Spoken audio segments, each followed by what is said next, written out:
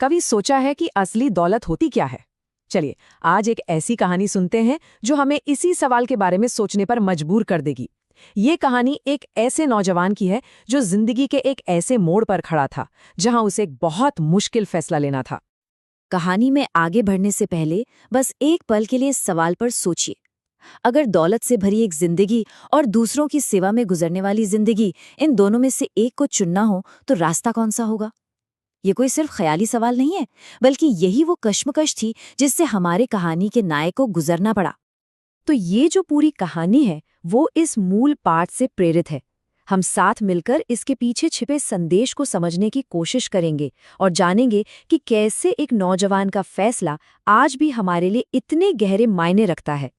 तो हमारी कहानी की शुरुआत होती है एक ऐसे नौजवान से जिसका दिल दूसरों के लिए हमदर्दी से भरा हुआ था।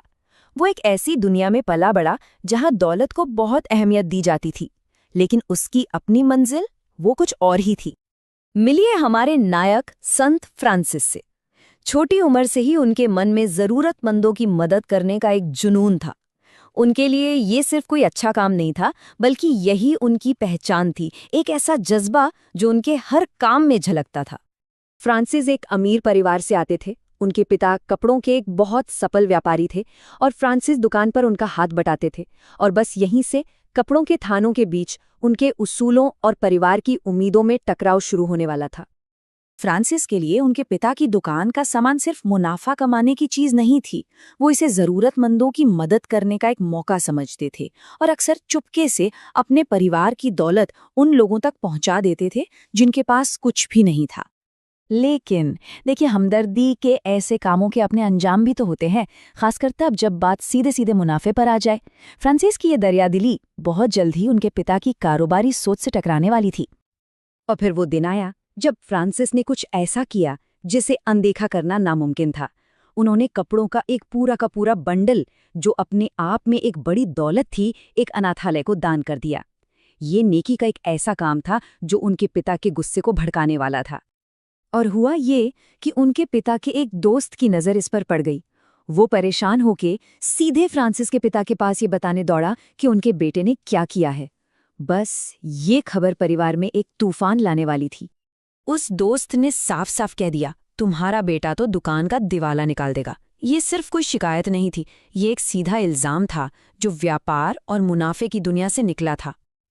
अब ये सुनते ही फ्रांसिस के पिता तो आग बबूला हो गए। उनकी नज़र में ये कोई दान नहीं था, ये बर्बादी थी, उनकी जिंदगी भर की मेहनत का सरासर नुकसान। उन्होंने फ्रांसिस को बुलाया और बस यहीं से कहानी अपने सबसे तनाव भरे मोड़ पर पहुंच गई।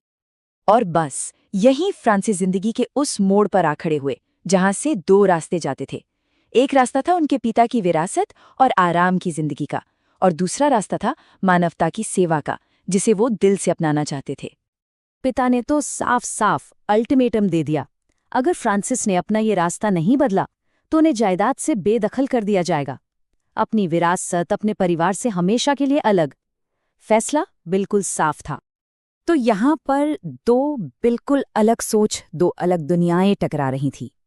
पिता के लिए मूल्य संपत्ति में था और प्राथमिकता व्यापार, वहीं फ्रांसिस के लिए मूल्य मानवता में था और प्राथमिकता सेवा। ये सिर्फ एक बाप बेटे की बहस नहीं थी, ये जीने के दो बिल्कुल अलग तरीकों की टक्कर थी। लेकिन फ्रांसिस का जो जवाब था उसमें गुस्सा नहीं था, बल्कि एक बहुत ही शांत और गहरी समझ थी। उन्होंने बस इतना पूछा, पिताजी, ऐसी दौलत का क्या फायदा जो गरीबों और जरूरतमंदों की मदद ना कर सके? इस एक सवाल में ही उनकी पूरी सोच छिपी थी। और फिर उन्होंने अपनी आखिरी बात कही, वैसे भी मैंने मानवता की सेवा का व्रत ले रखा है। और इन शब्दों के साथ बस बात खत्म हो गई। उनका फैसला हो चुका था। ये फैसला किसी जल्दबाजी का नहीं, बल्कि एक पक्के विश्वास का नतीजा था।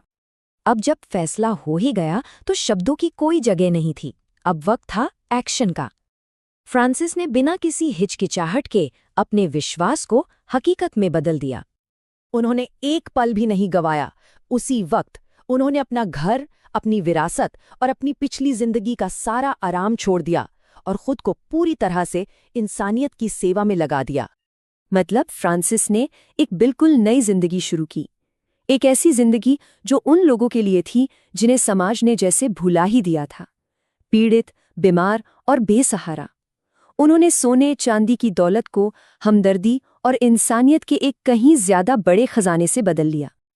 तो फ्रांसिस की ये कहानी हमें एक बहुत ही गहरे सवाल के साथ छोड़ जाती है। सच्ची दौलत को आखिर किस चीज से तौला जाता है? क्या ये उन चीजों में है जो हम अपने लिए जमा करते हैं, या उन चीजों में जो हम दूसरों को देते हैं? ये एक ऐसा सवाल है जो सदियों से पूछा जा रहा है और आज भी उतना